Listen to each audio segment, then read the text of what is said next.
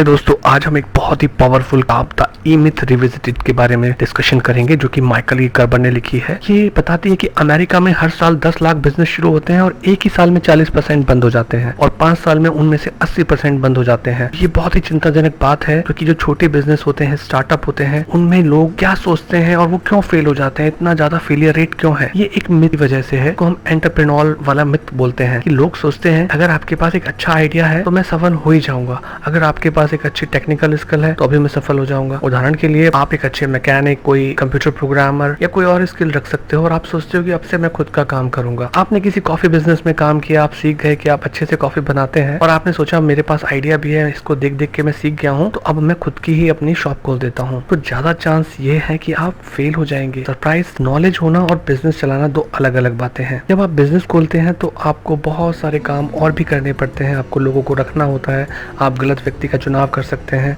उनको ट्रेनिंग देनी होती है। अगर आप ट्रेनिंग के मैनुअल्स नहीं बनाएंगे, आपको पैसे की कैश फ्लो को समझना है। ये बहुत सारे पॉइंट हैं जो आपकी स्किल से भी ज़्यादा ज़रूरी होते हैं। तो बिजनेस की एक उम्र होती है कि अगर वो पड़ाव आपने पार कर लिए तो आपका बिजनेस सफल माना जाता है।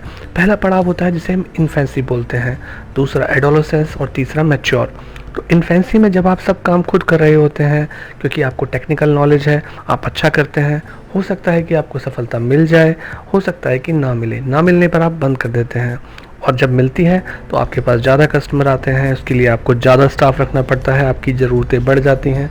अब चीज़ों को संभालना ज़रूरी है, क्योंकि जब आप अकेले करने की कोशिश करेंगे, ज़्यादा कस्टमर होंगे तो व्यवस्था बिगड़ जाएगी, और अगर आप गलत अनट्रेंड स्टाफ रखोगे तो कस्टमर नाराज़ होकर आपका बिजनेस ठप पड़ सकता है।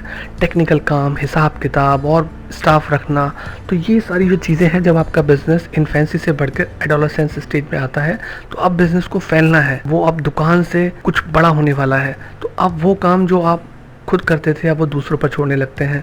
एम्प्लॉय आपके आज़ाद फील लगने लगते हैं कि मैं आज़ाद हूँ, और कस्टमर परेशान होते हैं। तो कुल मिलाकर इससे कस्टमर परेशान होगा तो बिज़नेस डाउन होगा।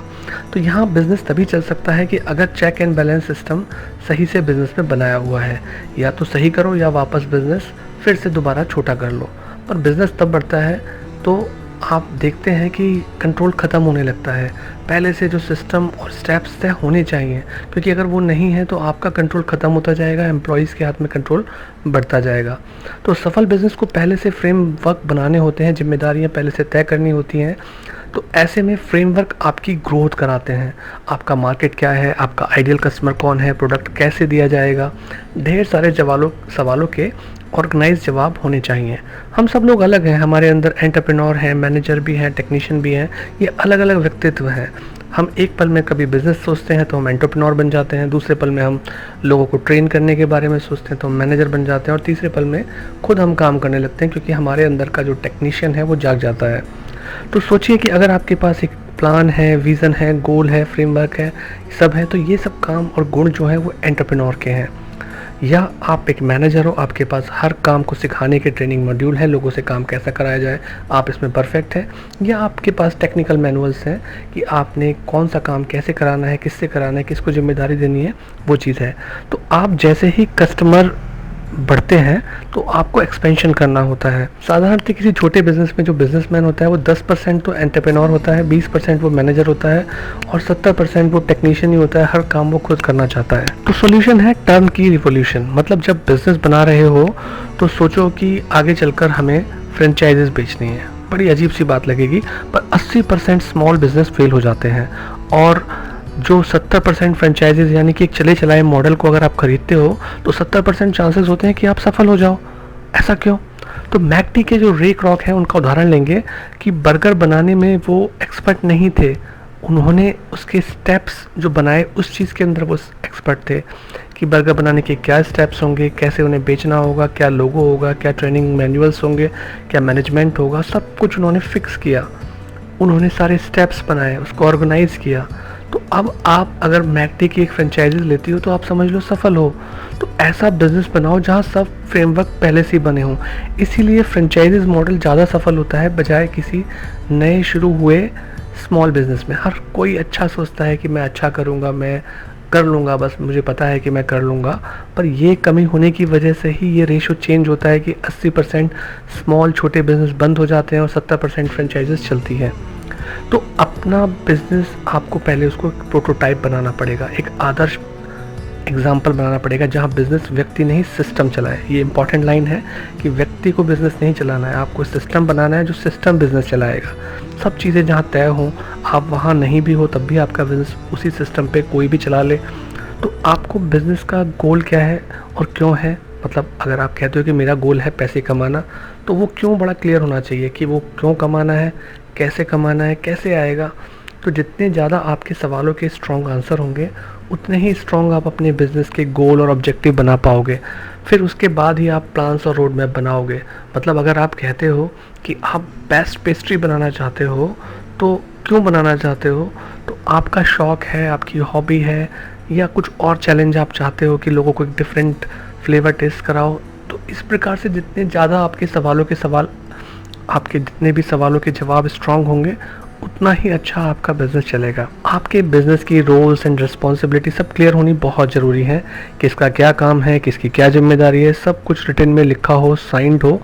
बीच बीच में आप इम्प्रोवाइज़ करते रहो, देखो कि भाई वहाँ लोकल नीड क्या है, फीडबैक क्या मिल रहा है। तो आपके बिजनेस की रोल्स एंड रिस्पॉन्सिबिलिटी क्लियर होना बहुत ही ज़रूरी है।